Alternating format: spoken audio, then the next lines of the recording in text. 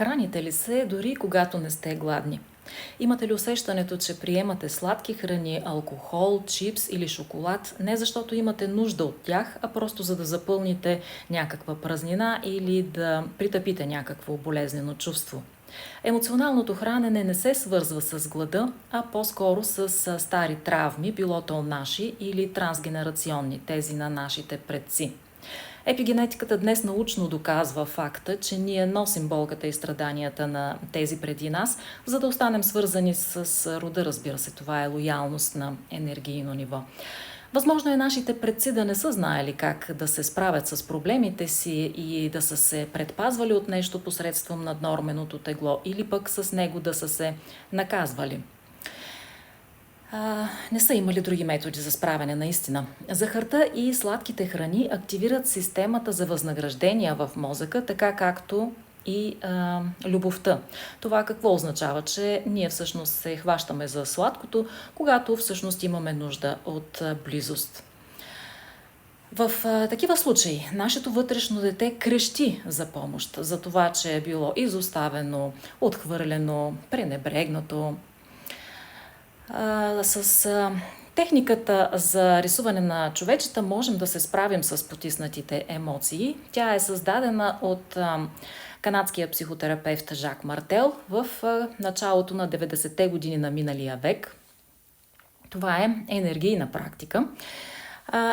И така, страх, гняв, тъга и всички неизплакани емоции там и тогава някога потиснати с храна, коричка хляб, шоколадче, бебероната в устата, малкото дете няма особено много възможности за да се справи и да се успокои.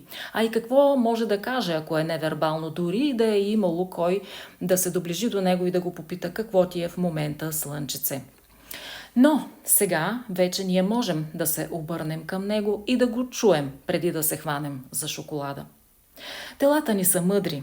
Телата ни говорят, телата ни дават информация за всичко това, което се случва в душата ни и за всичко, от което имаме нужда.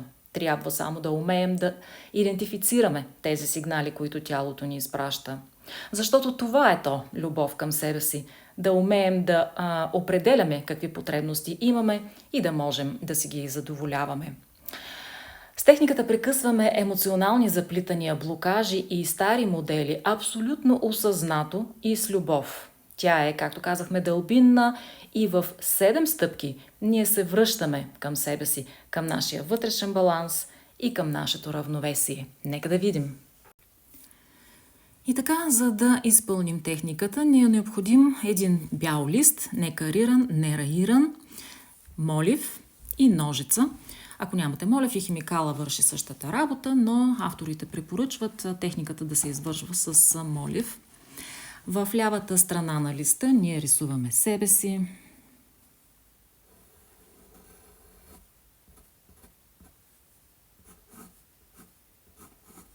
Не съвсем в края. Можем да си нарисуваме и косичка. И пишем отдолу име, фамилия.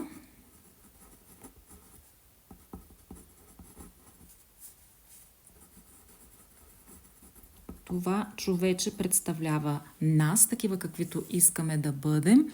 И отдолу пишем някакво чувство, с което искаме да се здобием. Например, аз в моето осъзнато настояще ще напиша аз.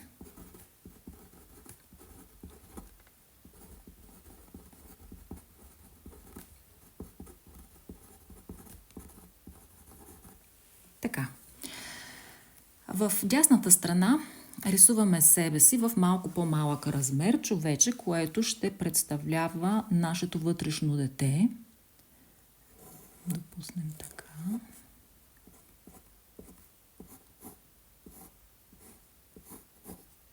По-мъничко да е. Пак с косичка. И пишем също двете си имена.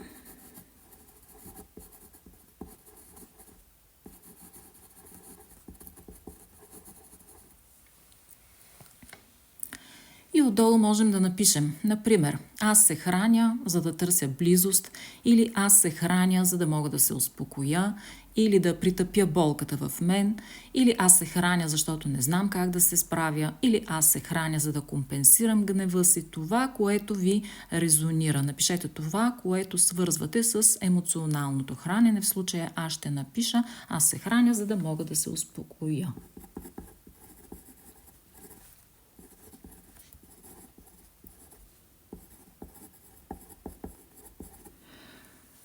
Можете да работите, ако работите с трансгенерационни травми, можете да напишете, да нарисувате в дясно вместо човече, ето такъв правоъгълник и вътре в него да напишете, например, причините за моята емоционална зависимост или моята безсъзнателна лоялност към рода или моите токсични заплитания и връзки с моите предци. Всичко това вътре в правоъгълника можете да напишете.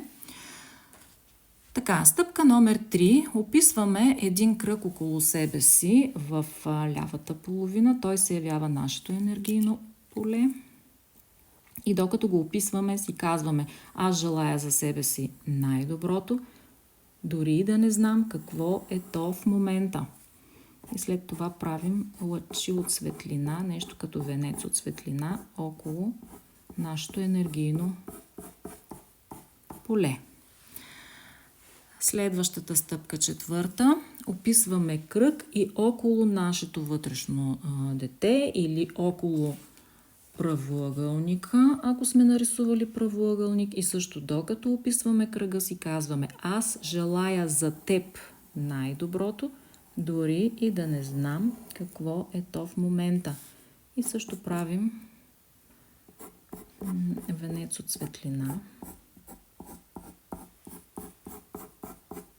Така.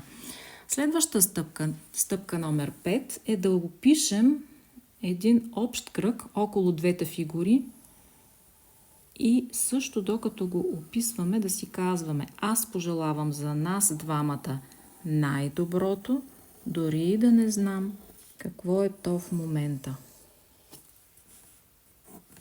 И също правим лъчи от светлина.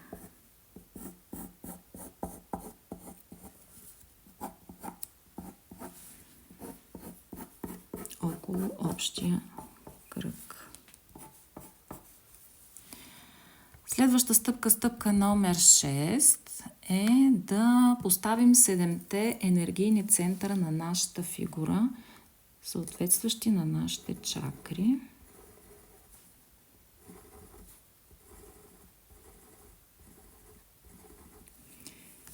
И съответно на дясната фигура, на нашето вътрешно дете, поставяме също 7-те енергийни центъра.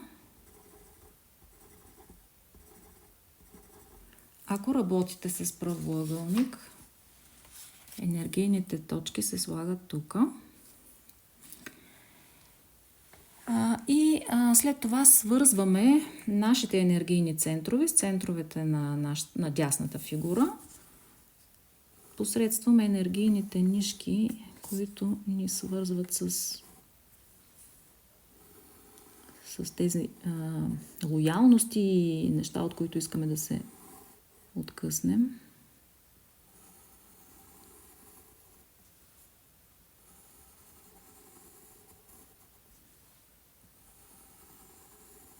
Така.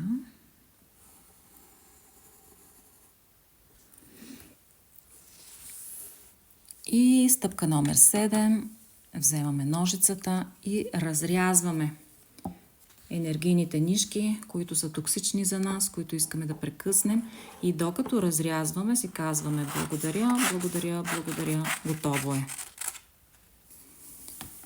Така, тези две половинки ние ги изхвърляме. Обязателно трябва да се отървем от тях.